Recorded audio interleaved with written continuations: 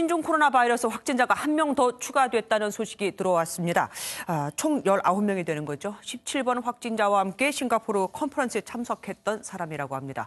복지부 출입하는 강대엽 기자와 함께 더 자세한 얘기 나눠보도록 하겠습니다. 어서 오십시오. 중국 외에 다른 나라에서 감염돼 입국하는 사례가 늘고 있습니다. 그럼 검역을 중국만 강화한다고 다 되는 게 아니잖아요. 네, 12번 확진자는 일본, 또 16번은 태국, 17번은 싱가포르에서 감염이 된 것으로 현재까지 파악이 됐는데요. 정부는 중국 외에서 국가에서 들어오는 사람들까지는 막을 수 없다는 입장입니다. 비용 효과성이라는 것도 검토를 해야 되고 실행 가능성 그리고 실제 적용했을 때 미치는 경제 사회적 그리고 외교적인 고려도 분명히 해야 된다라는 생각입니다. 네, 하지만 현실적으로 감염망이 계속 뚫리고 있기 때문에 정부가 뭔가 대책을 내놓아야 하는 상황으로 보입니다.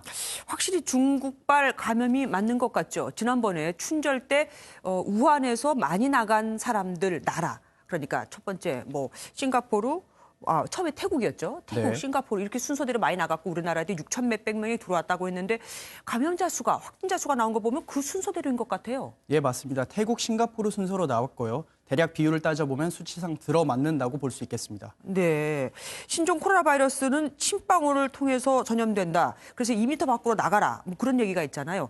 실제로 2m 밖에 있으면 그래도 괜찮은 겁니까? 안심도 네, 되는 건지. 안전하다고 확실히 말하기는 어렵습니다. 병원 같은 의료기관에서 환자들의 객담, 즉 가래를 채취할 때가 있는데요. 이렇게 의료 행위를 하거나 중증 환자가 가까이 있을 경우엔 환자들의 입속에 있는 이 바이러스가 공기 중으로 퍼질 수 있기 때문에 네. 더욱 주의해야 합니다. 이걸 에어로졸이라고 하는데 전문가의 설명 한번 들어보시겠습니다. 그렇지만 아주 심한 폐렴에서 가래를 많이 배출하고 있고 이런 환자분들이라면 그리고 가래를 뽑는다든지 어떤 시술을 행하고 있을 때는 이제 이 침방울이 에어로졸로 될 수가 있거든요. 그렇게 되면 사실상 비말 감염 전파 수준을 벗어난 공기 전염으로도 2m라고 해서 무조건 안심하면 안 된다는 거네요. 네, 그렇습니다. 예, 그리고 이번에 보니까 흉부 방사선 촬영으로는 안 나왔던 폐렴이 정밀 PET 진단에서는 나왔다고 합니다. 그러면은 이 비싼 거를 해야 된다는 거잖아요, 누구나. 네, 그렇습니다. 인천의료원 김진용 과장 연구팀이 대한의학회에 발표한 논문에서 나온 내용인데요. 첫 번째 확진자의 폐염증을 흉부 방사선 촬영으로는 조기에 발견하지 못했지만 정밀 PET로 발견했다는 내용입니다. 네, 좌측이 흉부 방사선 사진이고요. 오른쪽이 정밀 PET 사진인데요. 오른쪽 사진에 하얀 점들이 군데군데 모여있는 것들이 바로 폐의 염증들입니다. 왼쪽 사진으로는 이것들을 발견할 수 없었죠. 네. 정밀 PET가 조기 진단에 도움이 될 수 있다는 건데 환자에 따라서는 10만 원이 넘는 비용도 들 수 있기 때문에 1,000원, 2,000원 하는 흉부 방사선 촬영보다는 부담이 큰 것이 사실입니다. 그렇죠. 검사비는 거의 다 자비일 텐데 말입니다. 예. 그리고 중국에서 사망자가 계속해서 늘고 있긴 한데 보면은 대부분이 후베이성에서 사망자가 나오고 있습니다. 그러면 중국 정부가 후베이성, 그러니까 우한시를 잘 통제하고 있다 이렇게 봐도 되는 겁니까? 네, 통제를 잘 하고 있다고는 보기 어려울 것 같습니다. 중국 전체 사망자가 490명, 그리고 후베이성이 479명인데요. 후베이성 외부 사망자 이 11명도 작은 숫자가 아니죠. 전문가들은 후베이성이 아닌 외부의 성들은 의사 숫자 등 의료 자원이 부족하지 않고 환자들도 비교적 적기 때문에 사망자가 적은 편이라고 설명을 했습니다. 사실 이 진단 키트를 쓰지 못해서 그러니까 내가 우한 폐렴, 그러니까 신종 코로나에 감염이 됐는지 안 됐는지 모르는 상태로 죽는 사람도 있다고 들었습니다. 그럼 이 사람들은 이번 바이러스 사망자에 포함이 안 되는 거잖아요.